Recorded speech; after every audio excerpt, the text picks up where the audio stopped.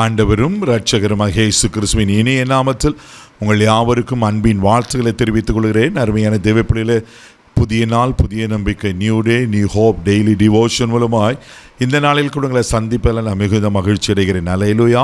இன்றைக்கு கூட கர்த்தர் நம்ம கொடுக்கிற வார்த்தை என்ன? ஏசாயா தீர்க்கதரிசன புஸ்தகம் 54 அதிகாரம் 17 வசனம் கூட வாசிக்க கேட்போம். உனக்கு விரோதமாய் உருவாக்கப்படும் எந்த ஆயுதமும் வாய்க்காதே போ. ஹல்லேலூயா. உனக்கு விரோதமாய் உருவாக்கப்படுகிற எந்த ஆயுதமும் வாய்க்காதே போகும். ஹல்லேலூயா. தேவ பிள்ளையில் உங்களுக்கு விரோதமாக எத்தனை பிசாசு எழுப்பினாலும், மனுஷர்கள் எழுப்பினாலும், எத்தனை எதிரான காரியங்கள் வந்தாலும், எத்தனை யுத்தங்கள், ஆமென், எத்தனை விதமான ஆயுதங்கள் வந்தாலும் ஆண்டவர் என்ன சொல்கிறாருன்னா, அது வாய்க்காதே போகும். அப்படின்னா அது செயலற்று போகும். பயப்படாதீங்க. பிரதர், எங்கள் வீட்டுக்கு விரோதமாக பில்லிங் சூனியம் பண்ணிட்டாங்க, மந்திரம் பண்ணிட்டாங்க, ஐயோ எங்கள் வயிற்றில் மருந்து வச்சுட்டாங்க. நிறைய பேர் அப்படி சொல்ல நான் கேட்டிருக்கேன். ஜோமன் வரும்போது அப்படி சொல்லுவாங்க.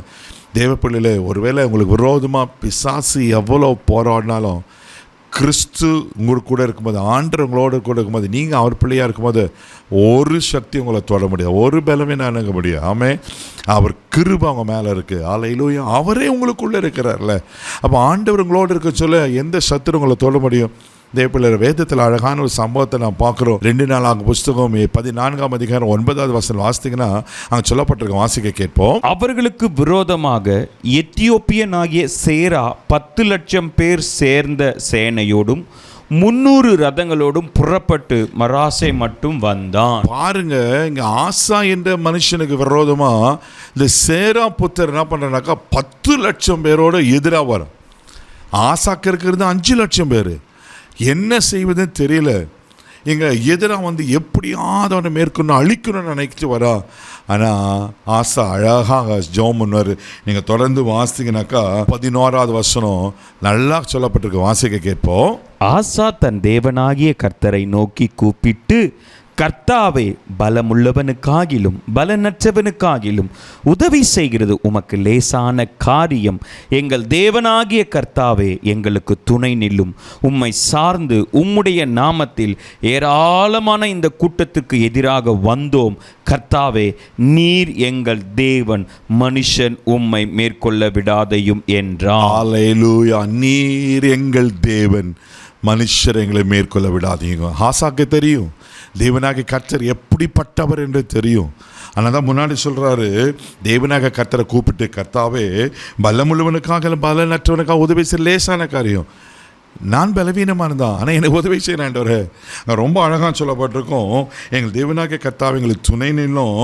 உம்மை சார்ந்து உங்கள் நாமத்தில் நிற்கிறோம். மனுஷர் உங்களை மேற்கொள்ள விடக்கூடாது. அல்லேலூயா. நீங்கள் 12 வசனம் வாசிங்கன்னா அந்த ஆசை அவளை துரத்தி கொண்டு போய் முறியடித்தான் என்று வேதத்தில் சொல்லப்பட்டிருக்கோம். உங்களுக்கு விரோதமாக எந்த ஆயுதங்கள், எந்த மனுஷர் யார் எதிராக வந்தாலும் தேவன் உங்களுக்காக துணை நிற்பார். அவர் உங்களை வெற்றி சிறக்க பண்ணுவார். ஆண்டருக்கு முன்னாடி எந்த வல்லமை நிற்க முடியுங்க? எந்த வல்லமை நிற்க முடியாது. தைரியமாக இருங்க. ஆண்டர் உங்களுக்காக அவர் யாவை செய்து முடிப்பார். கண்களை மூடி நம்ம ஜெபிக்கலாம். தகப்பனே, உமக்கு நன்றி சொல்லி உம்மை துதிக்கிறோம், ஸ்தோத்திரப்பா. உனக்கு விரோதமாய் உருவாக்கப்படுகிற ஒரு ஆயுதம் வாய்க்காதே போன்னு சொன்ன கர்த்தர், வாய்க்காத போகட்டும்பா. நீர் ஆசீர்வதிங்கப்பா. எல்லா எதிர்வல்லமைகள் இயேசுவின் நாமத்தில் செயலற்று போகட்டும். எல்லா பயங்கள், மந்திரங்கள், இருளின் கிரைகள் எல்லாம் இயேசுவின் நாமத்தில் நிர்மலமாகட்டும், செயலற்று போகட்டும். ஆண்டவரே, இந்த நாள் முழுதும் கரம் பிடித்து நடத்தை பாதுகாத்து எல்லா தீங்குக்கும், விபத்துகளுக்கும், நாசமோசங்களுக்கும் விலக்கி காத்து நீங்கள் துணை நில்லும். ஆசீர்வதியும் இயேசுவின் மூலம் ஜெபம் கிளம்புதாவே. ஆமென். ஆண்டவர் துணை நிற்கிறார். தைரியமாக போங்க. God bless you.